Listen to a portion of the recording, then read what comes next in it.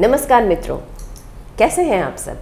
मैं कामना मिश्रा एक बार फिर हाजिर हूँ आप सबके सामने आपका पसंदीदा कार्यक्रम एक मुलाकात लेके। सोचिए इस बार कौन शख्सियत आई है हमारे साथ। कहते हैं ना कि बेटियाँ किसी से कम नहीं। आज एक ऐसी ही बच्ची से आपको मिलवाने लाई हूँ मैं, जिसने छोटी सी नन्ही सी उम्र में बहुत बड़े कीर्तिमान स्थापित किए हैं। बहुमुखी प्रतिभा की धनी कुमारी मुदिता आहूजा, स्वागत है आपका। Thank you very much.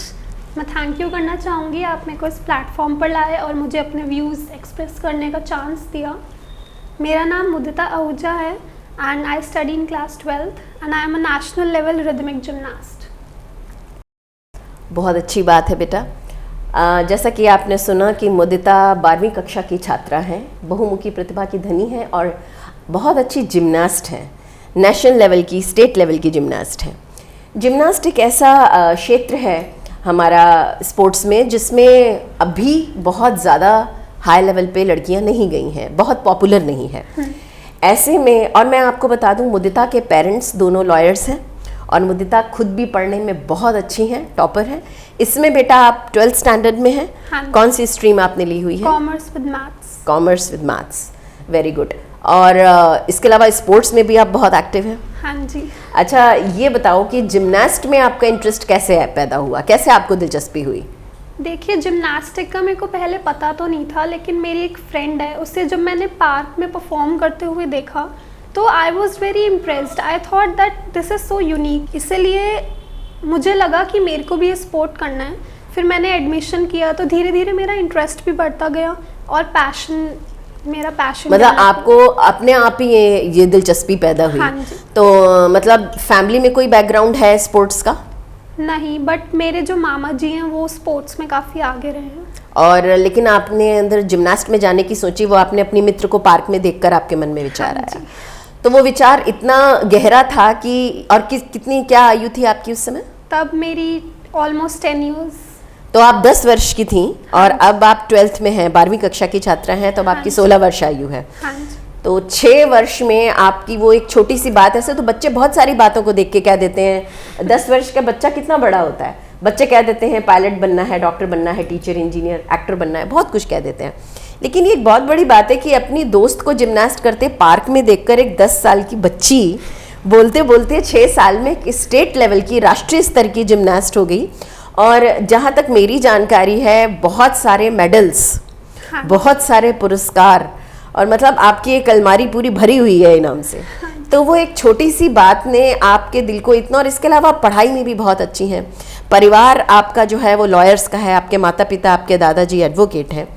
तो परिवार से आपको किस तरह से किसी ने रोका नहीं, क्योंकि आप लड़की हैं तो लड़कियों को जिमनास्ट में मतलब इतना ज़्यादा हमारे यहाँ प्रोत्साहन नहीं है।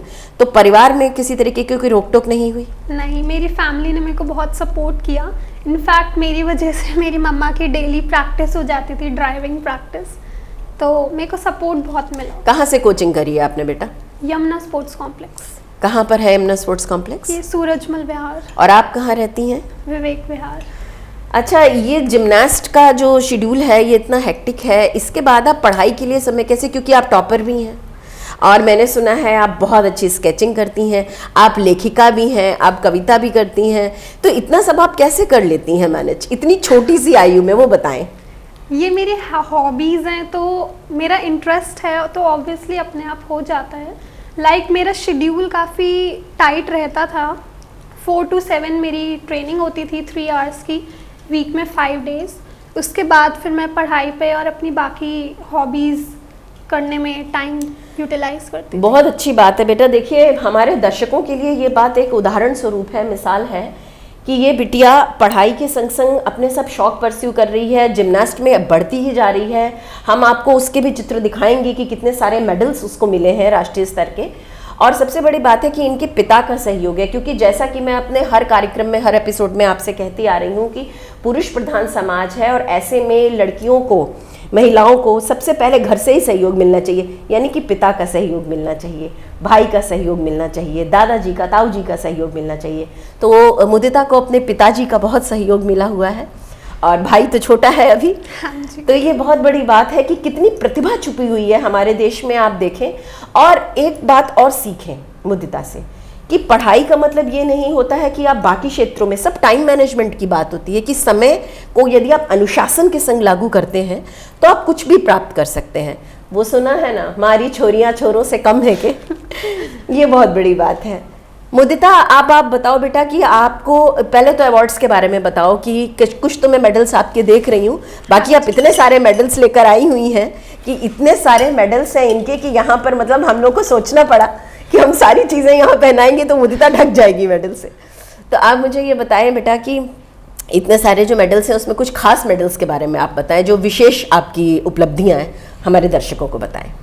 आज तक मैंने काफ़ी कॉम्पिटिशन्स खेले हैं, inter zonal, state, CBSE national, school national. तो सबसे खास जो मुझे मेरे मेडल्स हैं वो स्कूल नेशनल के ही हैं, काफ़ी हाई लेवल के हैं, कंपटीशन टफ था।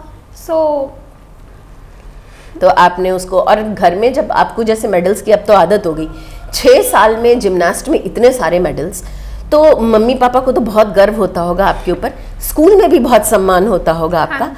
आपको देखकर और लोगों ने प्रेरणा ली? आपने तो अपनी एक सहेली को देखा करते हुए और आपने प्रेरणा ले ली। आपको जो इतने सारे मेडल्स मिल रहे हैं और पढ़ाई भी आपकी अफेक्ट नहीं हो रही है, तो बाकी लड़कियों को या बाकी बच्चों को और कोई प्रेरणा मिली आपसे? हाँ जी, बाकी बच्चे मेरे को इसी बेसिस पे आइडेंटिफाई करते हैं। अच्छा, वही लड़की है ना जो जिम्नास्टिक करती है, जो योगा करती है। एक्चुअली जिम्नास्टिक की वजह से मेरे को योगा में भी बेनिफिट मिलता है, योगा की वजह से। बहुत अच्छी बात है।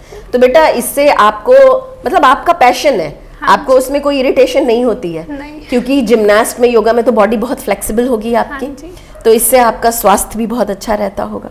अच्छा, आप ये बताएं कि जो भी कुछ आप भविष्य में क्या करना चाहती हैं? मैं लीगल फील्ड में जाना चाहती हूँ, लॉयर बनना चाहती हूँ और उसके साथ साथ अपने स्पोर्ट्स को भी परस्यू करना चाहती हूँ। तो मैं बड़े होकर एक अच्छी कोच भी बनना चाहती हूँ। तो अभी 2-3 उद्देश्य हैं आपके। हाँ। फिलहाल आप 12th में हैं, तो इसके बाद आपका क्या करने का विचार है? इसके बाद मैं एंट्रेंस एग्ज़ाम दूंगी, फिर किस चीज़ के एंट्रेंस एग्जाम दोगे आप? अच्छा। हाँ जी। वैसे तो कॉलेजेस में स्पोर्ट्स का भी होता है बहुत, तो मतलब आप वहाँ भी नाम रोशन करेंगी। तो आप देखिए कि ये बिटिया पढ़ाई के क्षेत्र के साथ साथ, शिक्षा के क्षेत्र के साथ साथ व्यायाम और स्पोर्ट्स के क्षेत्र में भी आगे बढ़ रही हैं।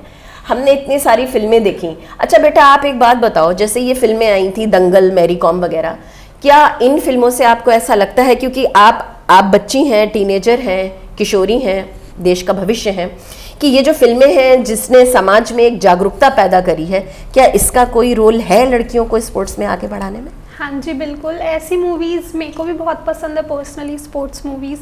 तो ऐसी मूवीज़ को देख के खुद में भी एक इंस्पिरेशन जागता है, दूसरों में भी जागता है। तो मेरे को भी लगा कि मैं भी ऐसा कुछ करूँगी। मैं भी बहुत इंस्पायर हुई हूँ। तो आप ये बताओ कि आपका टाइम पढ़ाई में निकलता है और इस तैयारी में, आप इंजॉय कब करते हो या आप इसी को एंजॉय करते हो? सही में बताओ, आपके और भी तो शौक होंगे बेटा।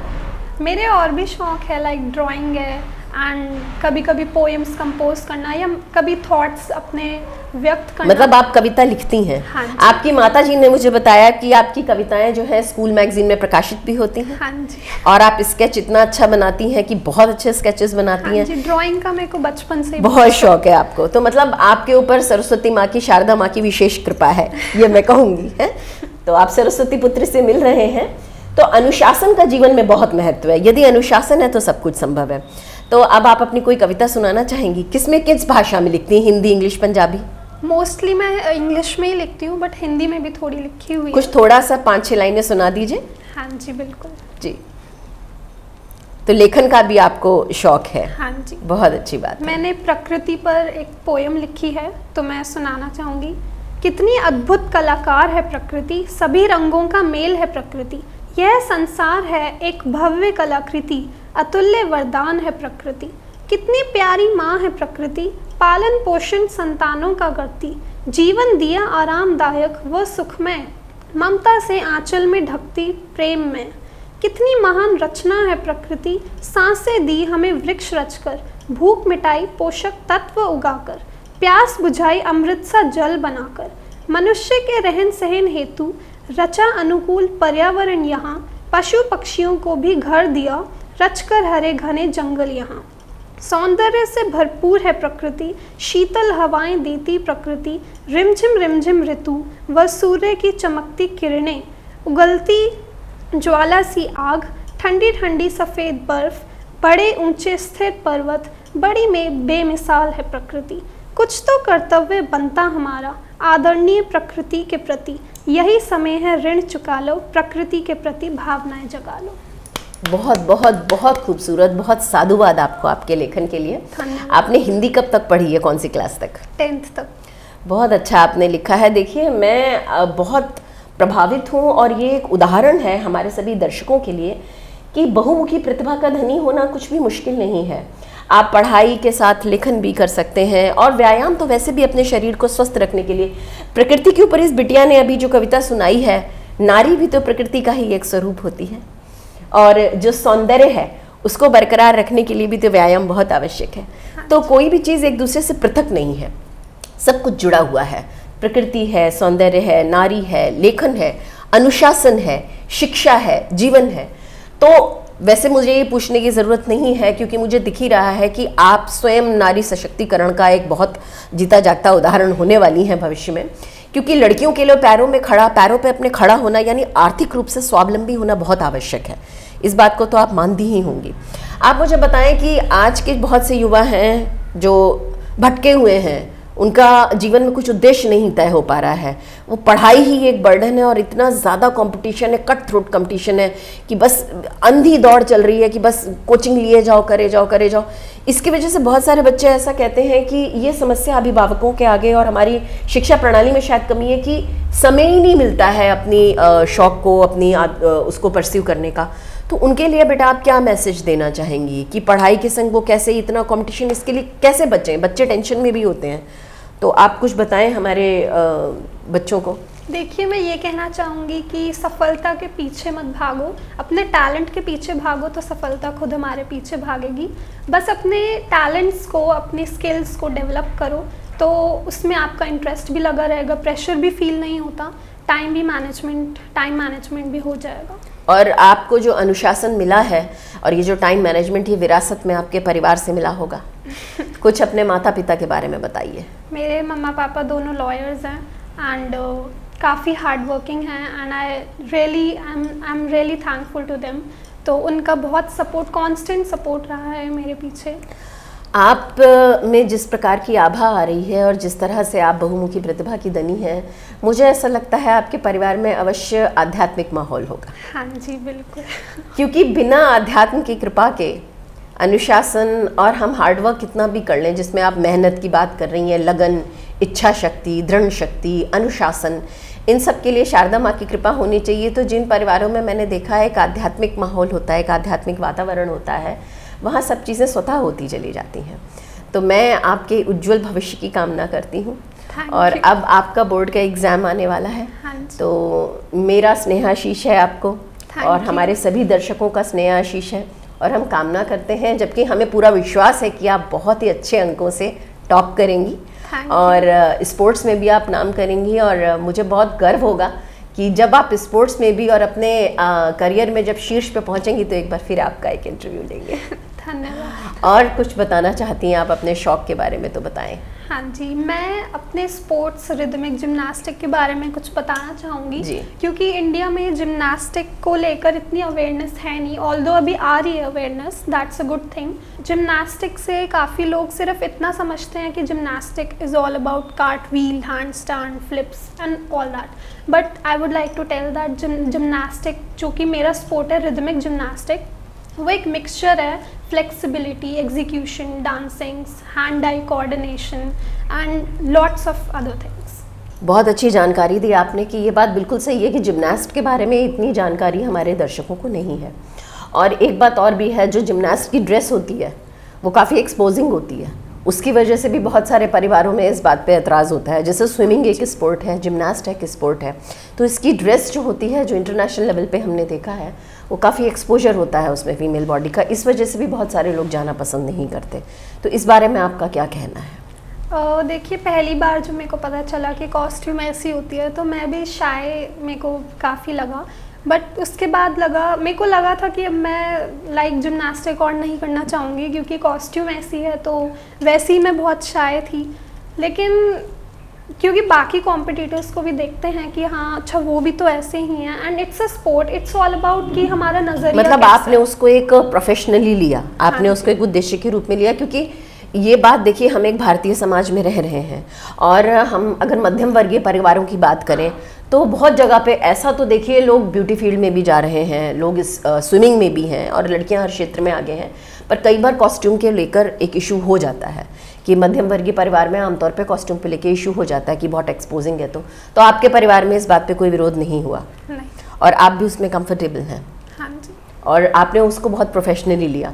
क्योंकि हमारे दर्शक, क्योंकि हम आपको कुछ विजुअल्स भी दिखाएंगे जिसमें हम आपको मुदिता के अचीवमेंट्स के बारे में भी बताएंगे, और इन सब चीज़ों को हमको बहुत स्पोर्टिंगली लेना चाहिए, और जो उद्देश्य है और जो उससे हमें फ़ायदा हो रहा है, जिस शिखर पे हम जा रहे हैं उधर हमें अपना ध्यान केंद्रित करना चाहिए, क्योंकि व्यायाम शरीर के लिए बहुत अच्छा है। और जिमनास्ट का अभी हमने इतना ज़्यादा लेवल पे भारत में भी बहुत पॉपुलैरिटी नहीं है। तो मैं ये आशा करती हूँ और कामना करती हूँ कि आपके ज़रिए ये जो जिमनास्ट है, ये स्पोर्ट लड़कियों में भी बहुत पॉपुलर हो और हम बहुत आगे जाएं, और एक दिन आप भारत के लिए भी मेडल लेकर आएँ। धन्यवाद। आपकी भी आगे तो मोटिव तो वही होगा हाँ कि लक्ष्य तो आपका यही होगा कि आप भारत के लिए मेडल लेकर आएँ।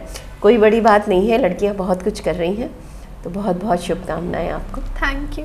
तो आज हमने मुदिता आहूजा से मुलाकात करी, और मुझे पूरी उम्मीद है कि आप सभी के लिए ये बच्ची एक प्रेरणा स्वरूप रहेगी।